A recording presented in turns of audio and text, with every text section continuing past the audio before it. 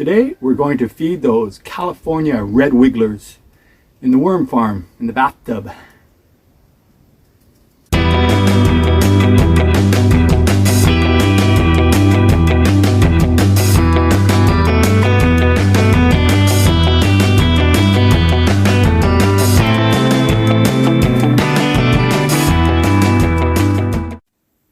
All right, here we are, starting again in the kitchen.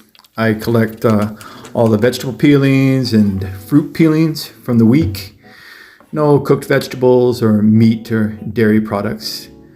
We eat a lot of fruit, papaya, mango. We eat a salad every day. I eat a banana every day, so there doesn't seem to be any shortage of product to put into the tin.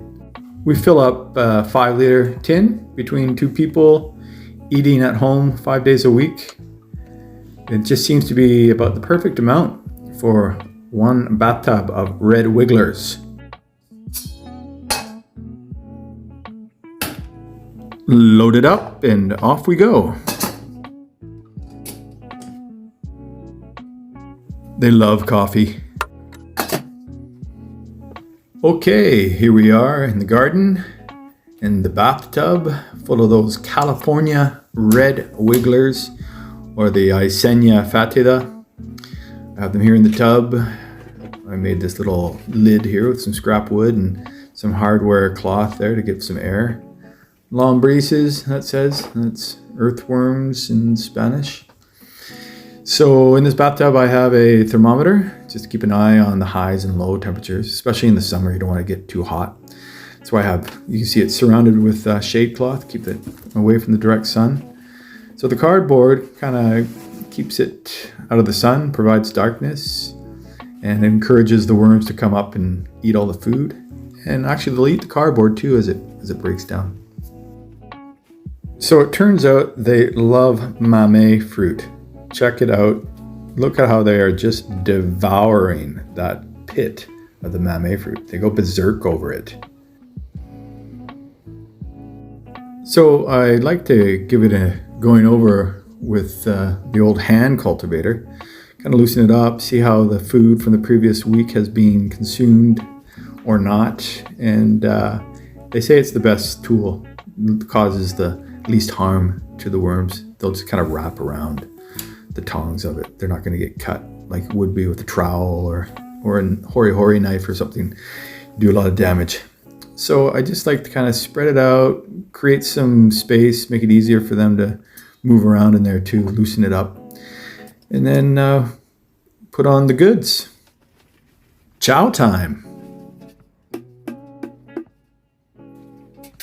Well, let's give that bucket a little bit of a rinse and clean it out and add that water into the tub.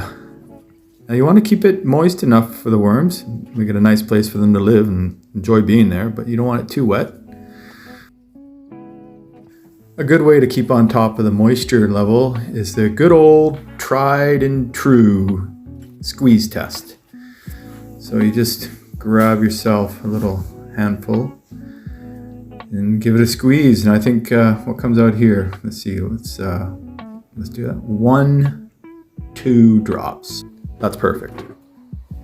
Okay, so I collect the leachate or the worm juice, or some people even call it worm wee, underneath the tub. Whole other video.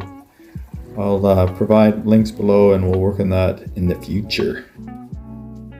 One last go over, spread it out evenly throughout the tub so everyone gets a chance to get in there. Nobody has to make any big moves.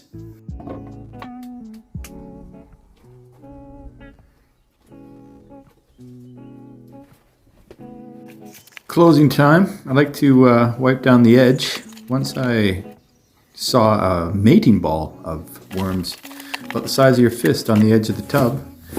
So I like to keep it clean. So when I come back the next time, I can see if there's any evidence of any serious mating going on, just to keep tabs on what's going on in the tub.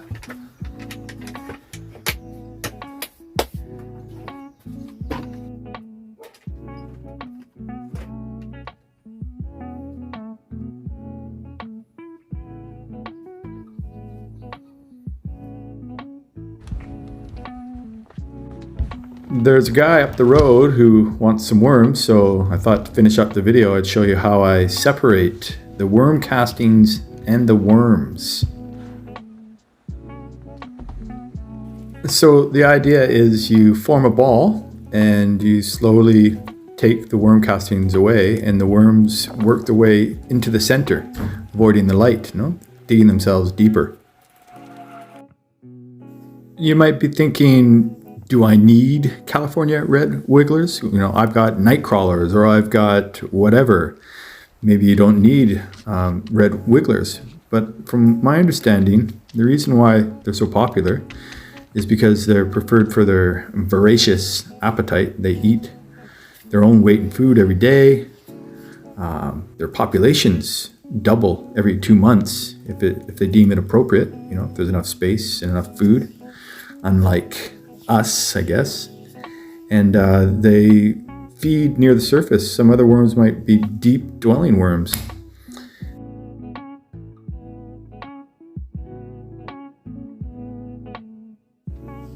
Okay, here we are. Check out these little white creatures known as springtails and or collembolas. Supposedly there are over 700 species of them. And they're hexapods, and they contribute to the decomposition of organic matter. So they're helpful. First time I saw them, I was a little worried, but they're great.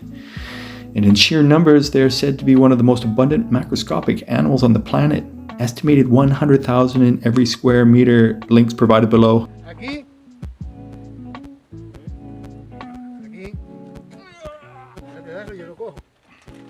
Great, thanks for getting this far.